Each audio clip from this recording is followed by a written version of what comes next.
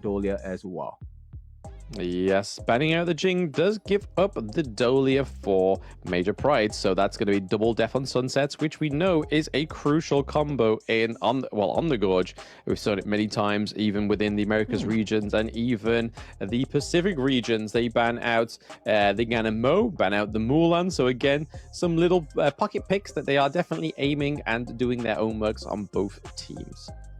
I like the ban. I think a lot of teams missed the Garemo pick, right? Garemo, of course, very huge burst in her kit itself, and it's quite difficult to play against when that particular hero has the lead. Now, interesting that they are banning out all of the huge burst potential heroes. Likewise, the Angela is taken out to play from the side of VP as well. Yes, the Lady Chen does come through. However, though, so again, some destructive deluges coming through. Hopefully, a little bit more better than how they were in Game 1 against Team Vitality, right? There were plenty of that 6-minute game. Didn't see many destructive deluge comes through for the side of Lady Chen. So it's going to be interesting to see how they play this against Virtus Pro. But the Sunbeam coming through is a great counter engage mechanic, but also a great engage tool, right? That movement speed increase, the time lapse coming through for the silence when you think the enemy team's going to go in. Really good against the Lady Jen, but we're getting a spicy Yao pick and a Suya pick on the side of Virtus Pro. I like it. It's commitment without overcommitment, right? So Yao, of course, with the ultimate, will be able to reverse time, go back into his original positions 2 seconds before. And I think this could be a play that catches Major Pride by surprise. Bear in mind, this is also paired up, complemented by the Zhang Ziya pick. Yeah, also that, and it's going to be in the clash lane, right? So the only time we've seen Yao was when it was, I believe, next Ruya, and they played it in the jungle. It was Atix that picked it up, I believe it was. So to see it in the clash lane, it's going to be a little bit of a change of pace, but from my ranked games, I know that it can go in the clash lane and it can do very well as long as you get a solid start. Yep, exactly. And you know what? It is taking much of the risk out in a 1v1 situation because the damage that 3005 is going to take is going to be delayed by a little bit. Yeah, just a little bit with 3005 going up against Shizuki. But I can imagine that Shizuki knows that kind of knowledge, right? He knows that he can't let Yao get ahead. Oh yeah, for sure. Now, this is going to be a very important marker. The first 3 minutes of the game normally sets the stage and the tone. So we'll see who's able to establish a more clear lead in the first 3 minutes. Yeah, interestingly, they've gone for the smite with the Dolia this time instead of any kind of flash, so she can get out of there just in case she gets cornered in any kind of predicament against a Virtus Pro. But they go for the double smite just in case they aren't too confident with landing or claiming the neutral objectives for the side of Major Pride. I like this, right? So Virtus Pro, they're gonna try and work on the passives of sanctification. That's gonna allow Prince to level up much faster. But they're giving up a little bit of map control at this point, right? And if we see the damage they're able to deal onto Mac, it's quite substantial so far. Yes, not enough for him to recall. He's able to get that honeydew fruit there to get the healing. And again, it's pretty much just a neck and neck early game. Pretty much 1 minute 32 in. Not a lot going on for VP against MP. Yeah, but the invades have come in for the side of Major Pride, right? So they have taken away the Tusk Boar Camp, and that might be a small advantage that could net them the win in a first team fight within the first 3 minutes. Yeah, gold lead, though. It's not really reflecting that much too, though, because they're only 200 gold ahead, so I don't think it's going to be the be-all, end-all here for VP. But there we go. The Conductor of Souls comes through. Alimsky does able to gain a lot more health from that, but there is the Huan getting the knock-up as well. Alimsky getting out there with just a barely amount of life, and Shizuki was putting the pain into the back lane. Yeah, and you can kind of see, right, where all the damage is going to come in from the side of VP. When they start to group up, it's not going to be a good sign for the side of Major Pride. So you can definitely see they have some advantages going for them, but right now, it's still too even to make that difference just yet. Yeah, not just yet. It's still plenty to play for. Obviously, the neutral objectives aren't up until another 82 seconds, so I think that's where the tipping of the scales may kind of come into place for either of these teams. We could see either the damage increase from the Tyrant or the Overlord come through, mainly on the back foot, but Vex having to be put away there because he's taken a lot of damage, but also has Kinesis and Alimsky. They can't be too overzealous with this engage. Okay, I like this rotations by Major Pride, right? So Lady Chen definitely does well against Mac in the lane simply because her wave is slightly faster compared to what Mac offers on the Lung. At the same time, they're funneling the farm into Kinesis, and that's going to make a big difference because he's going to hit his item timings much earlier. Oh, for sure, yeah. I mean, the late game hero, Lady Sun, there we go. We get the ultimate roll and ultimate shell coming through, dealing a lot of damage onto Vex, keeping him away from this mid lane, which enables Alimsky to take some of that farm, which is just going to make sure that he's able to get the itemization he needs quicker. Yeah, and you can actually also see, right? So Grizzly Q with the time flux, it buys a little bit of health and time. But we see first engage of the map, maybe? Not yet. No, not quite yet. I don't think that without these minions here that they are going to take a fight, but there is going to be trading blows from a distance there. We do see Mac taking more of those flaming palms into the backside of the Dolia, but hey, that's the beauty of Dolia, right? She can jump into a pool and heal herself. Neutral objectives are up in 1 second. We do get the knock up onto Kinesis there, but we are seeing Suzuki is getting rotated down to the Tyrant as well. They are looking to commit to this Tyrant. A bit of a team fight main shoe. Vex getting a little bit too caught in deep there. The Death on Sunset does come through. It means that we are getting 2 Deaths on Sunset now, straight onto Vex. The double kill does come through. Well, double kill, no. The first blood comes through for Major Pride, but they are going to take 2-1 trade for VP. Are they not done yet? No, the Flaming Palms do come through. Papa Passing just tries to save Alimsky, but it's not going to be enough when there is a 4v1 dive under the turret, and there we go. Lung picking the kill. Yeah, there's a big win for the side of Virtuous Pro. Right now, they're going to have the slight lead, but they're going to get the T1 on the bot as well. Not only do they save the Tyrant from being taken from the side of Major Pride, they get the kill as well, so it's a good trade. Yeah, very good trade. I mean, they're able to take the T1, they're able to do a lot of damage and get that secure gold lead as well. Also claiming the neutral objective, it seems here. They don't have Vex nearby, but Yao is going to take it because there is nobody else on the side of Major Pride to contest it. But Suzuki looking for a bit of macro play up into the Clash lane, looking to put some pressure and trying to gain some priority. Yeah, and one play, that's all it takes, right? So straight away, Mac has recovered from that deficit in farm as well as experience. And here we go, Kashipatir.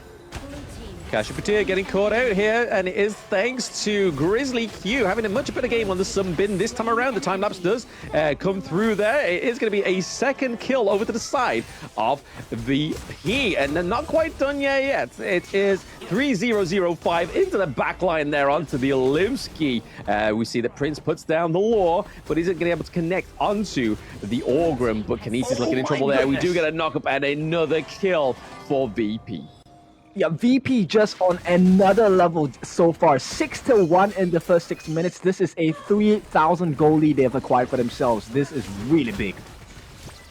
Yeah, really, really big, right? I mean, considering where they were just about 2 minutes ago, they were struggling to try and get that goal lead through for them. They do lay down the Universal Law coming through for the side of VP, doing a lot of damage onto the lane there, but it's enough to take the T1 into the mid lane, which is a huge opening for the side of Virtuous Pro.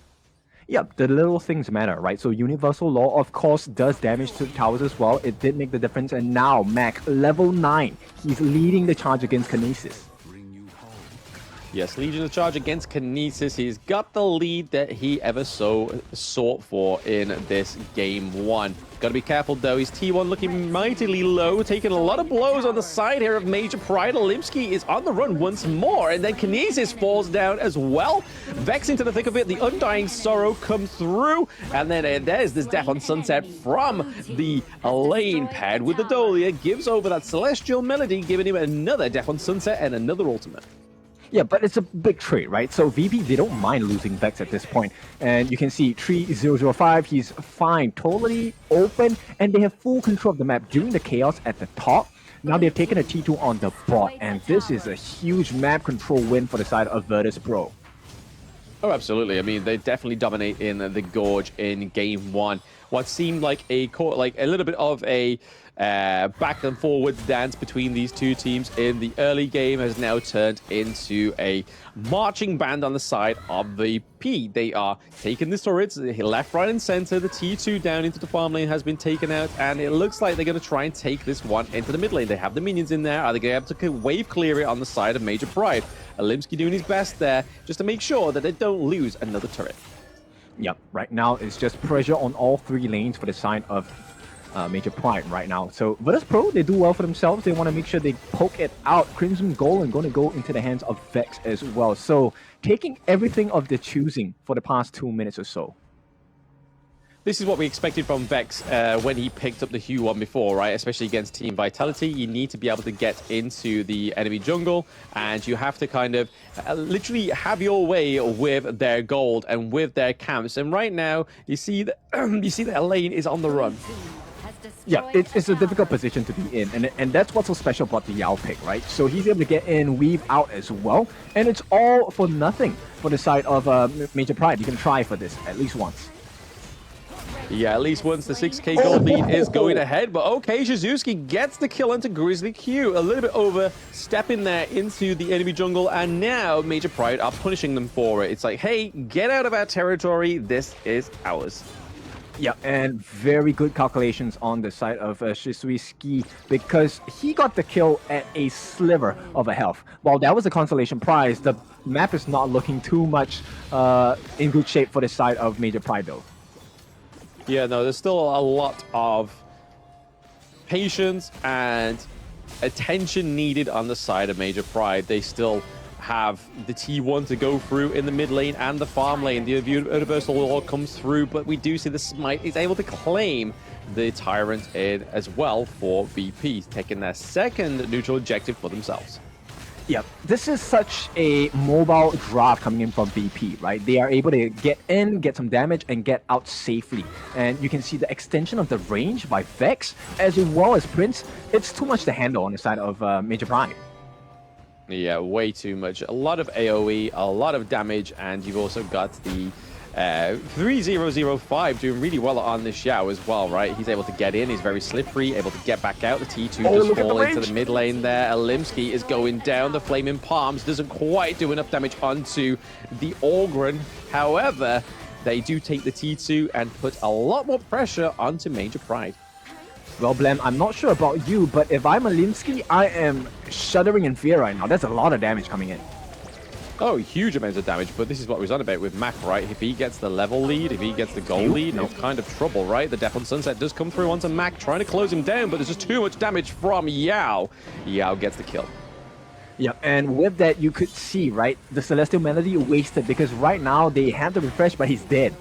And this is not the situation that Major Pride was kind of thinking they were going to be in when they came in with this draft. I mean, if it's anything to go from against Team Vitality, they did the same kind of thing, right? The game one wasn't the greatest for them. They came back way stronger in game two with a lot more reform fought. But again, Virtuous Pro aren't looking for a 2-1, I reckon. I think they're looking for that 2-0. They want to make sure that they're able to go into day two with a chance of toppling Team Vitality. And with a solid game for them, Yao into the back line there. A lot of damage going on to Kinesis, and that's really where you want to be honing that focus, right, is taking down the Lady Sun. Yep, with a snap of the fingers, VP take 2 Tier 3 turrets of the base on the side of Major Pride. Take a look at the growth of the items. 9.2 thousand gold into the pocket of Mac. He is pretty much close to that 5th core item, which is going to be a Siege Breaker. And even without it, he's already doing so much damage against the likes of Alimsky, who is meant to be the tank. Yeah, I mean, the resources are definitely going over to the right people on the side of VP, right? And they're looking to just take more than what they actually need. They are claiming all the neutral objectives for themselves. Max looking to start here. The Shadow Tyrant for VP, another damage buff for themselves, as if they need any more damage, right? I mean, yes, Ogrun was able to get away with a sliver of health, but now I don't think that will be the case. Yeah, it's going to be a tough situation because VP, they're going to start pushing for more, right? At this point, Alimsky doesn't even have the Blood Rage. It's really difficult for him to take a fight here. So you would definitely expect VP to get a kill like that. Yeah, VP able to get the kill with the infinite vastness to get out of there as well. The minions are at the crystals. The Death on Sunset is going to come through to try and disperse the side of VP of going in onto the crystals. Universal Law is laid down by the Suya. We also get a lot of damage going onto Orgrim, but you can kind of see Mac up into the clash lane, looking to force their third and final third-tier turret in that clash lane, which would be huge for the side of VP. Being able to open up their base even more. There we go. Flaming Palms come through, connects a lot of damage onto the tier 3. Untouchable. That's the status that VP are at right now. Virtus Pro just all over the place. And at this point, you know what? Alimsky, he's looking to go into the seared state, but he's getting seared on the pan. Yes, plenty of searing across the gorge for the side of Virtus Pro. They are the searers. They're not being seared. They are the searers. And right now, we're seeing a little bit of a waiting Yao in the bush, right? He's waiting to dictate this macro play into the farm lane. I mean, they don't need to be too kind of overconfident on the side of Virtuous Pro because they don't want to be too virtuous. Because if they do, they may get taken advantage for by Major Pride. We saw them come back before at this point with no higher ground turrets and able to get a Tempest Dragon. So they're still in it for now. Yep, so looking for the reach here. It is a good start. Yeah, the Destructive Deluge does come through, but the Undying Sorrow does come through as well. But a Universal Law being laid down to get some law and order on the Gorge. Alimsky taking a lot of damage. The Constructor of Souls ain't going to do any conducting for now. Ultima Shell doesn't quite hit with Lady's Son as well, but it's enough to keep away those creeps, which is all Major Pride have got to do. Yep, so right now, Virtus Pro, you know they're in control in the driver's seat as well. They're going to start roaming around the map, start working on this Shadow Overlord as well. So that's the next marker they will be looking to achieve. You know, Major Pride, at this point, I'm unsure if they will be able to withstand this pressure though. Yes, let's see if they can. If the heat is too much, get out the kitchen. Right now, Major Pride are down one member, which is Alimsky, which, more importantly, is the Organ, right? He's meant to be there. He's meant to be the front line, being able to soak the damage and also be able to deal out and dish out some pressure onto the side of Virtuous Pro, but it just doesn't seem to be happening for themselves. Yeah, Kashibat here, maybe getting that Celestial Melody onto important outs. Destructive Deluge going to be a real saver for the side of MP. Yep, I mean, there we go. Lane and the Law once more for the side of Virtuous Pro. They have the minions, they have the Vanguards. The Shadow Vanguards has been a little bit of a standstill right now. It looks like he's going through some kind of quality control. He's pretty much stopped, but now, hey, it's steaming right through is the Shadow Overlord, but they have to kind of take the fight a little bit back here, try and reset. Yao is looking a little bit too lost in the source there. None of his teammates are around him. They're not going to go for the crystal just yet. Going into the 16-minute mark, VP not quite finishing off this game one. Yeah, Major Pride, they survive, right? At this point, it's a good survival instinct that saved the game for them. They exhausted every single ultimate, which is why VP kind of took a step back, right? But this next one, it might be the one that kind of sets the game in stone here. If they don't go for this fight, it could prove to be good for the side of Major Pride. I don't think they want to afford a loss in a team fight at this moment. Yeah, no, even though they've got the double smite, they aren't going to look for the confident play of trying to take that crucial kill theft. But hey, you've got to try and cut your losses at some point, right? And Major Pride are just looking to try and do the best they can do with what they have. And they don't really have a lot, right? When we think about it, they're 11k gold behind. The kills, they are down by 9, and then at the same time, they rarely have any dominance on that map. T1s are still up for the side of Virtuous Pro. So now we have that Shadow Tyrant. We could be seeing a last team fight here. Yep, and we have Mac 6 slotted. Oh, look at the damage onto Red QT as well. Yes, the Untargetable does come through, saving Red QT just for a little while, but that crystal is looking like it's going to open up any second now. Lane goes down, thanks to the Hugh Huan, so Vex getting the kill on the board. That is a double kill going over to Mac Attack, and we are getting a crystal takedown for Virtus Pro in Game 1. Clean game from the side of Virtus Pro. This is what we wanted to see in the first game of the day as well. Virtus Pro